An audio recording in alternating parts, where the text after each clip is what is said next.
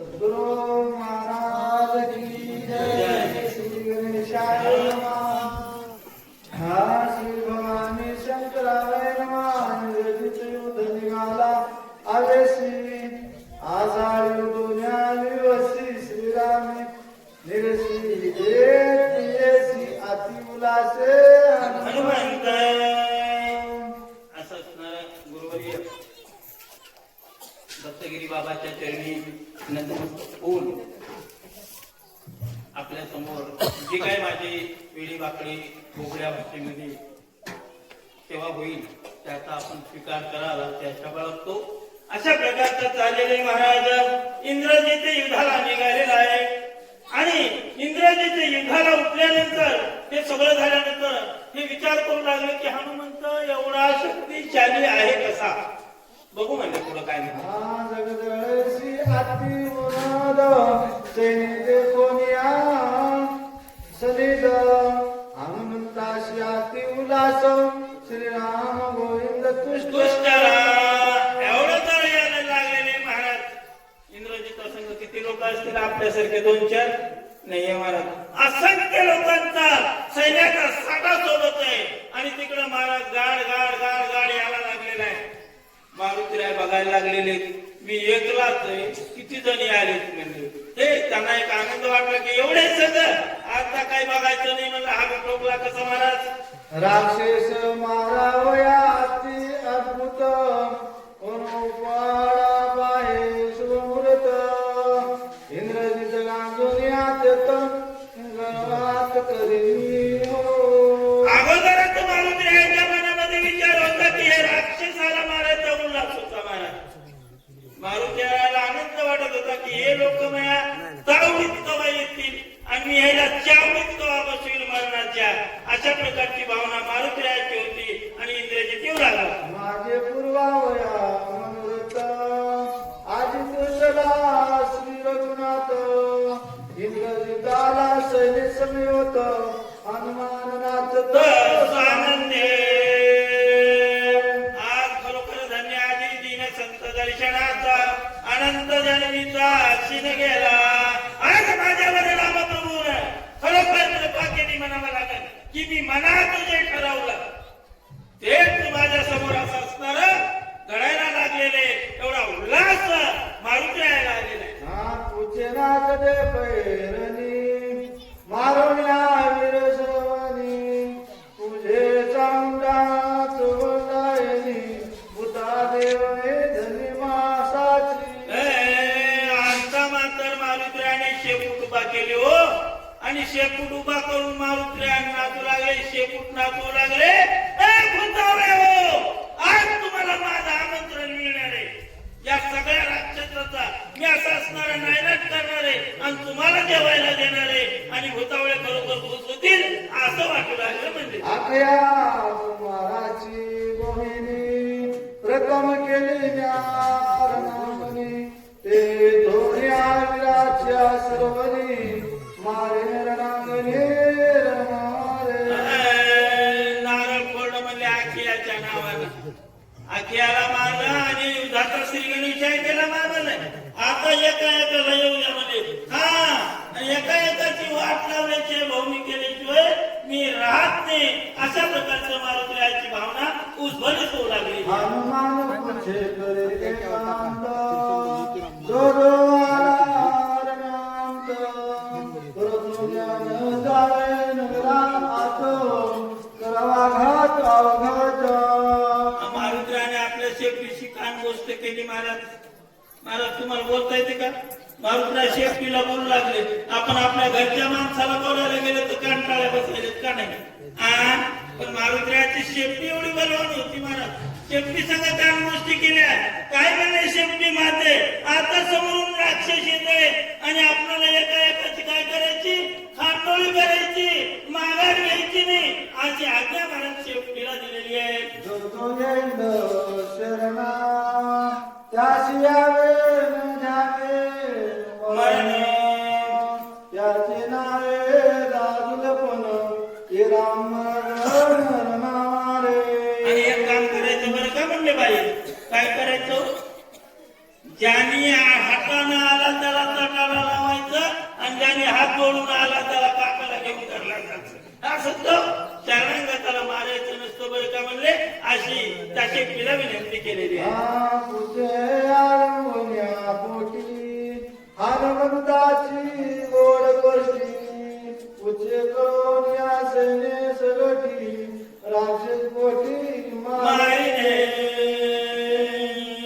अशा प्रकारचं महाराज शेपटीला मारुतीने दिलेली आज्ञा श्री सामान्य वाटली काही चिंता करू नका महाराज जसं आपण म्हणताल तसंच मी करीन म्हणले कोट्यानकोटी राक्षस येऊ द्या सगळ्याला मारण्याचं काम मी तुमच्या सोबत आहे टेन्शन घेऊ नका मी पाठीचे म्हणले तुला काय भीती नाही अशा प्रकारची शेपटीनं सुद्धा मारुतीला प्रत्युत्तर दिले स्वामी वचन मानुने श्री उचेरावर लंका द्वारी मागे प्रतल्या निशांचरी मानारी मारावया शेपटीनं महाराज महाद्वारावर उभा टाकले तसंच उभा टाकले शेपटी तयार झालेली आता कोण कोणी आले तुम्ही यादी करा आणि इकडे पाठवून द्या मारुतीरायाची शेपटी काय काय करते आपण पुढे पाहणार आहोत कपिपुचे समान मिळी करावया विरणांगोळी युदानंद पेटली टाळली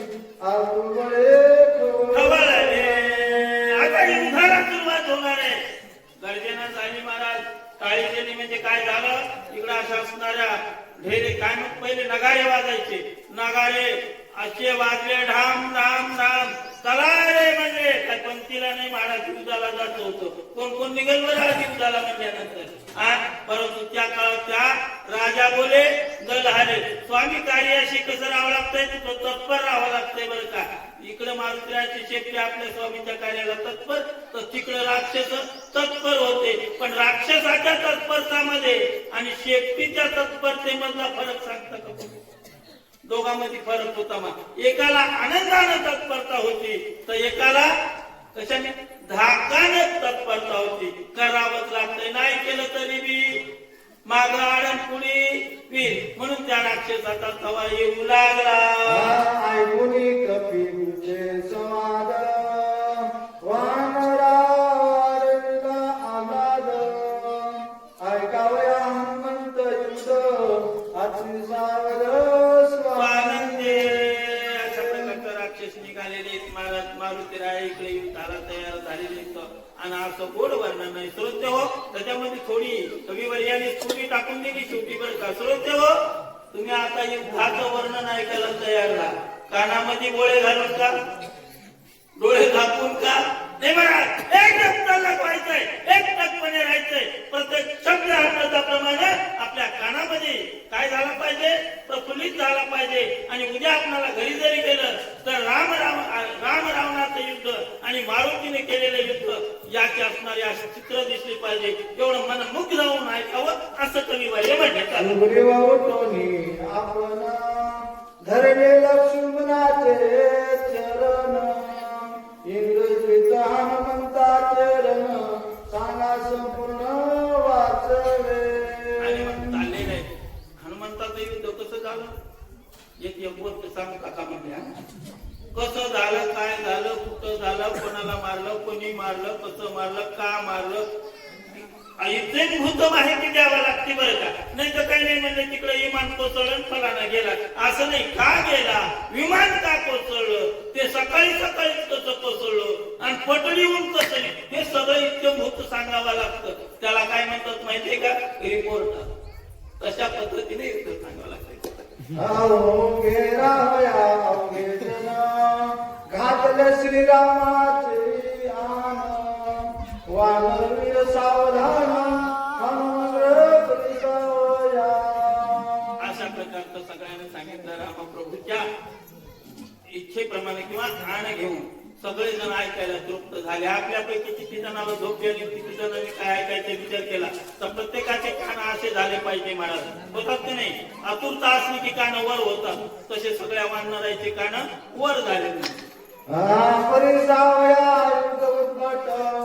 तो कोण्याच वाट ओळोनिया पुच्यांचा पेट साठ विरमरकट सावध सगळे फिरणारे होते वानर सैन्य होतं महाराज. त्यांनी कसे राहिले असेल आपल्यासारख्या अशा पालरी केल्या असतील का? नाही. काय दस्ता बिस्त्या डोक्यावर नाही महाराज. त्यांनी शेपट्या उभा केल्या आणि शेपट्या उभा करून ज्याप्रमाणे आपण हात वरून इशारा देतो तसे ते सगळे तयार झाले. पद्रवाची तो पुढे लक्ष्मणाच्या तोंडाकडे पासा ते माकडे चढे श्रवणार्थी बघू लागले कसं सांगते ती म्हणले. आता तोंडाकड का बघायचं सांगा बरं. आता माझ्यासारखा एखादा बाहेर जर असेल ना तोंडाकड बघून बोलतोय बरं का. ऐकू तर येतच नाही पण होत कशा हलवायलेत महाराज. त्याच्यावर अंदाज काढायचा. तसे लोक लक्ष्मणाकडे लावून बघू लागले. परिसाव्या कपीचा पुरुषार्थ आती उल्हासला रघुनाथ लक्ष्मण वाची धर्मलिखितार्थ युध गणगणार्थ कपीचा. रामप्रभू आतुरच्या नायकाला बसलेले तर वानराने तत्परता बाळगलेली आहे. आता ब्रह्मदेवानं लिहिलेलं हे ब्रह्मपत्र ते मारुतीरायाचं युद्धचंदन कसं झालं हे सगळं आपल्याला ऐकायचंय बरं का. म्हणजे आयसे ऐकता वानरी सगळे हर्षानंद पिटले टाळी जो आमचे हरे कमळे तोची मुखमेळी रामाच्या रामप्रभू की. यावला का नाही तुम्ही कशाला घोषणा केली? सगळ्यांनी म्हणा एक बार म्हणा रामप्रभू की. अशी घोषणा मी नाही माझ्या वानरांनी केली आणि सगळे हे वर्णन ऐकायला तयार झाले. ऐसिया परिवानर गण ऐकावया अवघे बैसले सावधान पत्र वाचले मित्र सगळे महाराजांचे बसले. कोणी गुंगू लागलं तिथं गुन्हा केला बघ का महाराज त्यावेळी. सगळे बसले असे. आता कसं वाचते म्हणजे तक लावून बघू लागले. ब्रह्मदेवाने दिलेलं पत्र रामप्रभूच्या समोर कोण वाचू लागलं? कोण सांगत जा. लक्ष्मण वाचू लागला.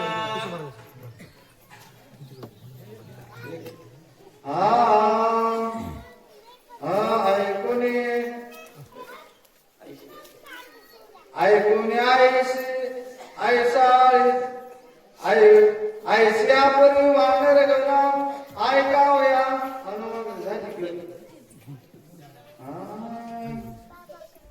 ऐकून्या साळीचा घाट कोपे कळला इंद्र तिथं कपीचा करावया घाट त्वरित प्रेरिला आसाईला माझं म्हणले आमच्या.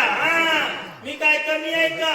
इंद्रजीला आला राग महाराज रथावर बसला आणि रथ सजवला आणि यानंतर वाचक देवसेवाला तांबूगावकर देवसेवाला सदगी तांबूगावकर सूचक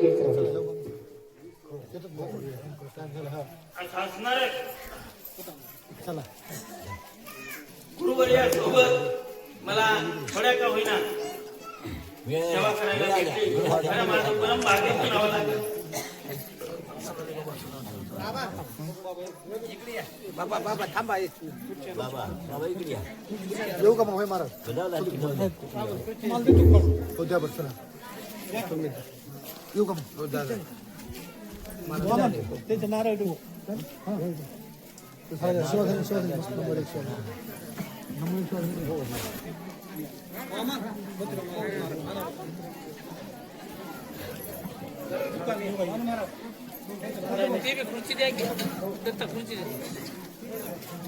खुर्ची नेऊन नारळ तिकडे नेऊन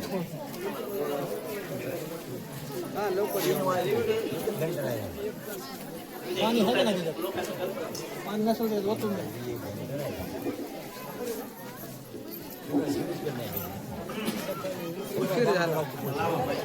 लोक याच्या आधी 2-3 आले होऊन जातात. लोक याच्या आधी